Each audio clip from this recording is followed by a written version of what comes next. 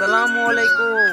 সামনেই আমাদের রমজান আসতেছে, তাই এগুলো পরিষ্কার করে নেওয়া দরকার, কারণ অনেক ময়লা হয়েছিল ভিতরে। আর এই কাজে আমি একা নই, আমার সাথে আরো দু একজন আছে। আর আপনারা দেখতে পারতেছেন যে এই বাচ্চারা এই কাজে হেল্প করতে আছে। আর দেখেন ধুলোবালি এগুলো কি হয়েছে, সাদা হয়ে রয়েছে আর অনেকটা ময়লা হয়ে আছিল। আর এখন ভিতরটা ভালো করে ঝাড়ু দিব আর এই ময়লাগুলো ভালো করে পরিষ্কার করে নিব। আমাদের এই মসজিদের ভিতরে খুব ময়লা হয়ে আছিল, তাই চিন্তা করলাম আজকে ভালো করে পরিষ্কার করে নিব। আর আপনারা দেখতে পারতেছেন কিরকম ময়লা হয়ে আছিল। আর আমার সাথে আরো দুইজন আছে যারা এই কাজে আমাকে অনেক হেল্প করেছে। আর এই হেল্প করাতে আমিও খুব খুশি ছিলাম যে এই বাচ্চারা আমার এই কাজে হেল্প করেছে। আর এইটাও আমি পরিষ্কার করে নিয়েছি ভালোভাবে, কারণ এখানে মুসল্লিরা ওযু করে এবং 5 ওয়াক্ত নামাজ আদায় করে থাকে। আর এই জায়গাতে খুব ময়লা হয়েছিল, যার কারণে আমি কোদাল দিয়ে ভালো করে পরিষ্কার করে নিয়েছি। আর প্রায় সময়ই আমি আমাদের এই মসজিদের কাজগুলো করে থাকি। আজ শুক্রবার ফজরের নামাজের পর এই জায়নামাজগুলো আমি ভিজিয়ে রাখছিলাম, যার কারণে এগুলো খুব তাড়াতাড়ি পরিষ্কার হয়ে যাচ্ছে। আর এগুলো ভালো করে খোঁচে নেওয়ার পর এগুলো শুকানোর জন্য একটি নির্দিষ্ট স্থানে রোদ্রে দেওয়া হবে।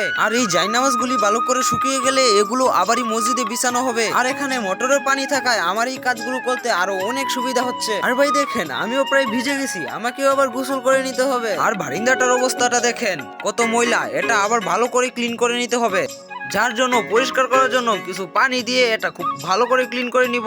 আর শেষ পর্যন্ত এর সৌন্দর্যটা কিরকম হয় সেটা আপনারা অবশ্যই দেখবেন। ভিডিওটির সৌন্দর্য এবং ভিডিওটির বাকি অংশ আপনারা বিকেলে দেখতে পারবেন। এরই মধ্যে প্রায় আসরের নামাজের সময় হয়ে গেছে, আর আপনারা দেখতে পারতেই আছেন যে জায়নামাজগুলো ভালো করে শুকিয়ে গেছে। আর এগুলো পুনরায় মসজিদে বিছানো হবে, কারণ আর কিছুক্ষণ পরে মসজিদে নামাজ আদায় করার জন্য মুসল্লিরা চলে আসবে। আর আপনারা দেখতে পারতেই আছেন যে এগুলো আমি খুব সুন্দর করে বিছিয়ে নিচ্ছি। আর এই ভিডিওটি করতে হেল্প করেছে আমার এক বন্ধু, তার নাম সাদিম।